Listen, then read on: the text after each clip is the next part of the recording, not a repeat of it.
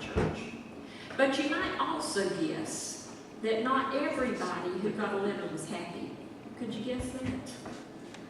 You might guess that on more than one occasion, we got phone calls in the church office that said something like this: "Take me off that list.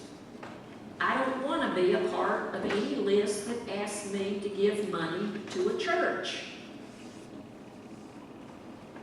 I dealt with those things most days in a fairly good kind of way, but one day I had kind of had it up to here with some of those kinds of responses, and so a phone call came to the office, and my secretary was ready to send it on to me, and I said, "Can you just tell them I'll call back, or let's deal with it another time. I just don't quite feel up to it."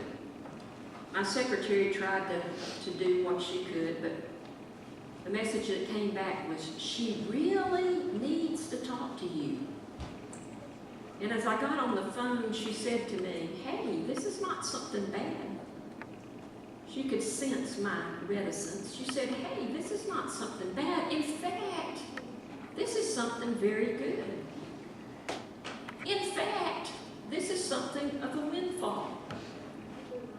Well, she had my curiosity piqued at that point, and I couldn't schedule a meeting with her soon enough. When she came to my office, she sat down and she began talking about her aging aunt who had died. Her aunt was in her 80s when she passed away. She had lived in the community for long years. When she was a child, she was never a church member. She never attended regularly. Her parents never came to the church.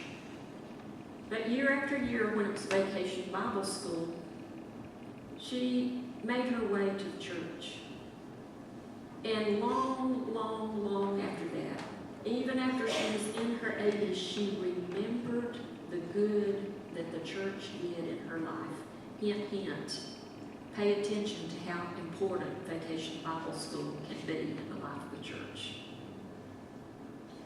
She remembered the good that this particular church had done in her life. And so sometime back, when she had been trying to plan for her final days, she wrote a will. And the will included 4 agencies that had been important in her life. And among them was this church that so was struggling for money.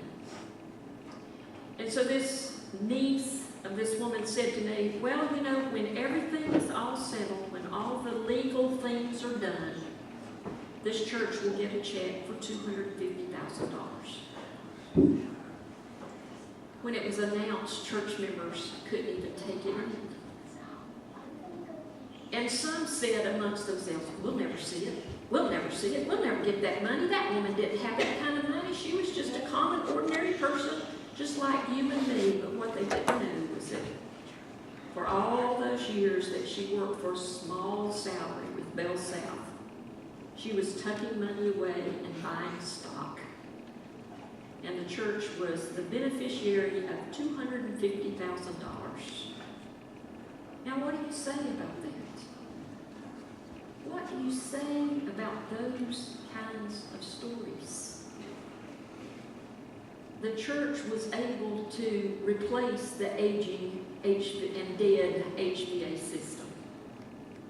They were able to repair a leak in a roof that had been leaking for decades. They were able to fix the kitchen of the church that looked like it came over on the ark. And they were able to fix a parsonage that hadn't been touched in years and years and years and years. No one could ever have imagined that God would work through all of these ways, that God would work through the generosity and the faithfulness of people sitting in pews, and that God would add to that money that church members could not even believe or imagine was there in the first place. By faith. By faith. That's 2 words. On the one hand, they sound so insignificant, don't they?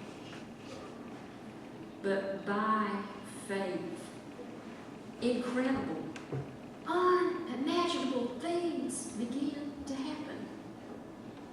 And what God asks from us is that we do our part. God asks that we imagine first the good that can be brought about. And God asks that we participate in all the ways that we are capable of participating.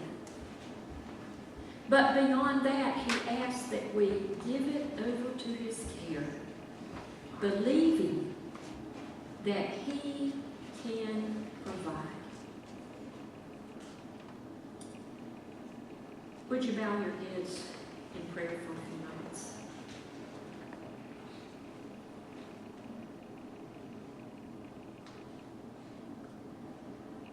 I want you to, in the quiet of these moments, think about the parts of your life that might seem yet incomplete. I want you to think about your personal life.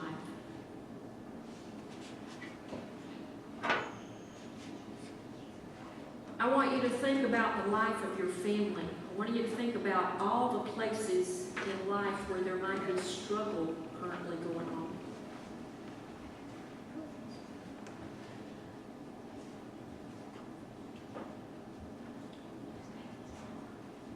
And I want you to think about the life of this church. And I want you to think about asking God to give you the vision that God would have you have for each of those areas. Your own life, your life in family, your life in relationships, your life in this church. And would you talk to God about all of that right now? Would you say to God, here I am, God. I'm willing to do my part, to see the better picture, the best picture created in each of these areas of life. And Lord, I'm trusting you to do the rest.